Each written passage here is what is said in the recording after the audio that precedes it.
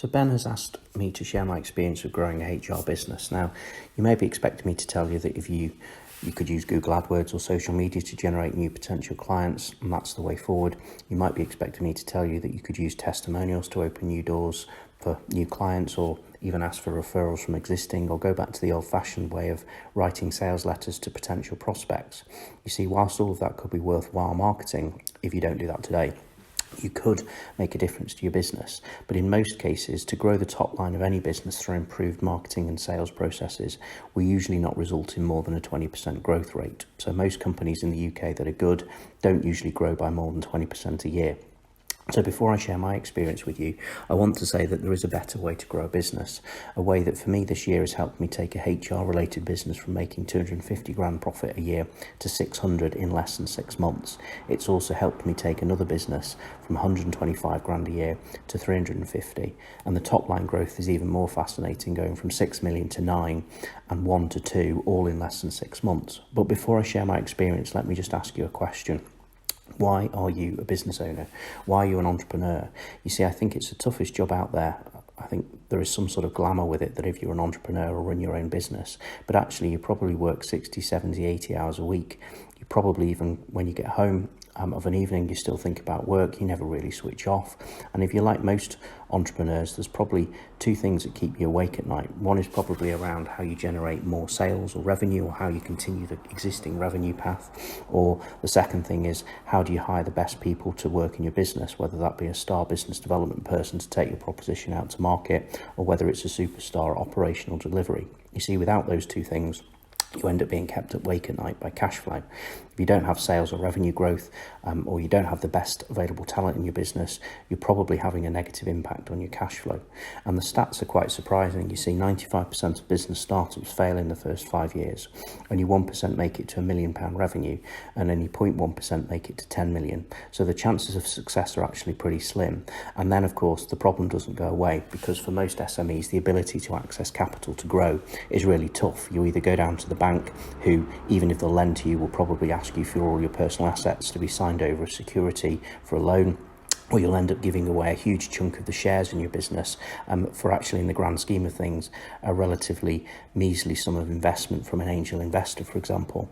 But there is a better way, I believe, to grow your business and to make those cash flow problems disappear. You see, I believe it could transform your life from running 100 or 200 grand business to taking it to a 1 or 2 million pound business, or even if you've already got a business that's making $1 million a year, how you could take it to 10 million in a relatively short period of time.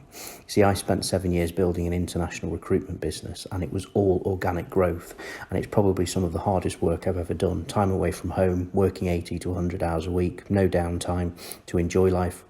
And whilst I wouldn't change any of it, because it was really, it gave me an awful lot of experience, and I learned an awful lot about business, but it's made me realise that there is certainly an easier way to do this. See, this year I've acquired a 5 million revenue HR consultancy business that was making around about 300 grand a year, and within 6 months we've taken it to 600. The way that we did that was through acquisition. You see, when you start a business, you don't have any customers, you don't have any staff, you don't have any cash flow. And if you're wanting to grow your business with more sales, you don't have those customers, you have to go out there and find them. But if you buy a business, you have customers that you can sell or upsell to, you have staff that can deliver for you, and of course you have cash flow. And it's much easier, I believe, to sell to a customer that you've got an existing relationship with than to a new prospect. But I hear you say, yeah, but I don't have the money to buy a business. Well, guess what? You don't need any. Let's just look at the stats. By 2023, around a quarter of businesses will be owned by business owners over the age of 55, the baby boomer generation, and most don't have an exit strategy. Trade buyers or private equity usually don't get out of bed for a business less than 10 million in revenue. Their kids probably don't want to buy it or have it handed down to them because they want to work part-time making money on social media, and they certainly don't want to work 70 to 80 hours a week like their parents have probably done. So that gives a huge opportunity to focused business owners. You see, there's tons of businesses available to buy that are actually not even for sale. And you can use the business's ability to borrow to fund a purchase, or you can use what's called seller financing. So you agree to basically buy the business by paying in installments from future cash flows. In fact, in the 10 years that I've been involved in mergers and acquisitions as a business investor, I've not seen a transaction where seller financing hasn't been used. And it's how we funded the 2 HR businesses mentioned earlier today. It's how I also helped a leadership and management consultancy grow their revenue tenfold, and they've tripled their profits. You see, they were selling strategy leadership consulting to CEOs, and it was really feast or famine. If they were not marketing themselves to new clients, it would be because they were running projects for clients and they didn't have time to.